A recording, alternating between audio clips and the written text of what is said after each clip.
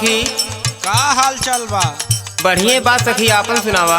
अपनो ठीक बा। एगो बात पूछमैया ही तुमसे हो। पूछा सखी।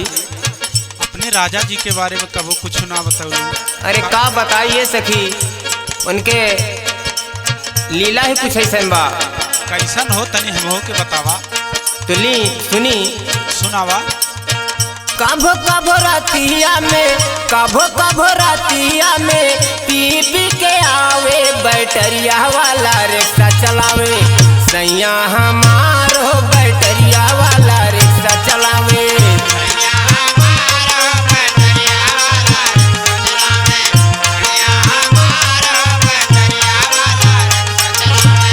कभो कभो रातिया में, कभो कभो रातिया में पी पी के आवे बैटरिया वाला रिक्शा चलावे। सैया हमार हो बैटरिया वाला रिक्शा चलावे।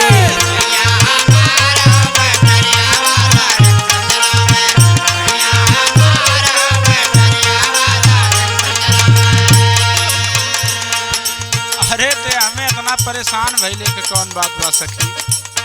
और आगे ला सुना सखी। सुनावा। का बतलाई सखी लाज वाली बात के।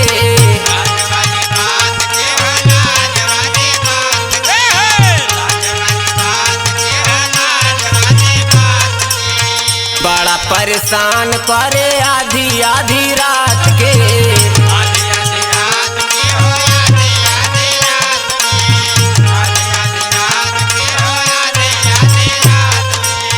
का बतलाई सखी लाज वाली बात के। बड़ा परेशान करे आधी आधी रात के। सेजिया पे हमारा के, सेजिया पे हमारा के बहुत सतावे बैटरिया वाला रिक्शा चलावे। सैया हमार हो बैटरिया वाला रिक्शा चलावे।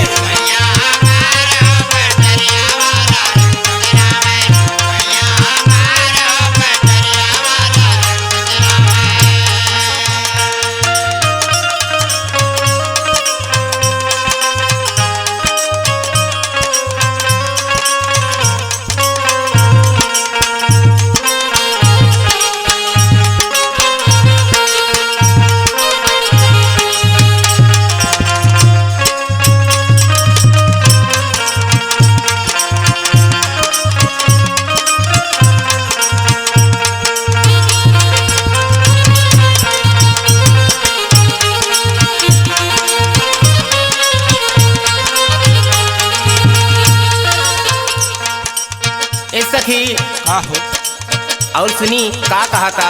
सुनावा। कहेला की चाला गोरी शिव बाबा घुमा दी।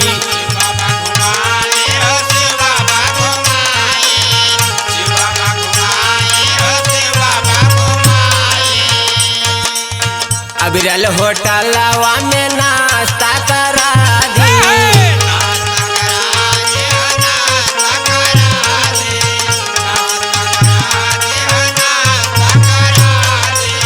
कहेला की चाला गोरी शिव बाबा घुमा दी। अबिरल होटलवा में नाश्ता करा दी। चाउमीन चिल्ली सखी, चाउमीन चिल्ली सखी हमके खियावे बैटरिया वाला रिक्शा चलावे। सैया हमार हो बैटरिया वाला रिक्शा चलावे।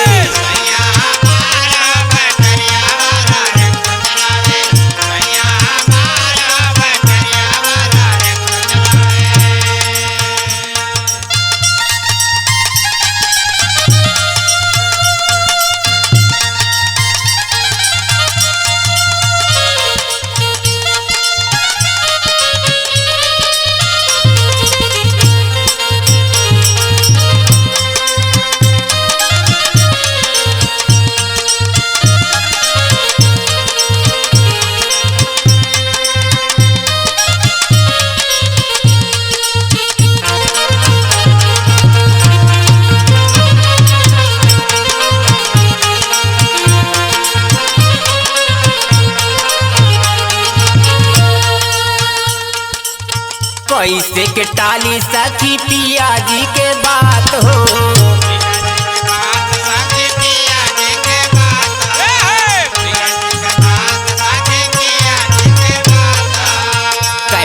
देवरा ओई है एक बात हो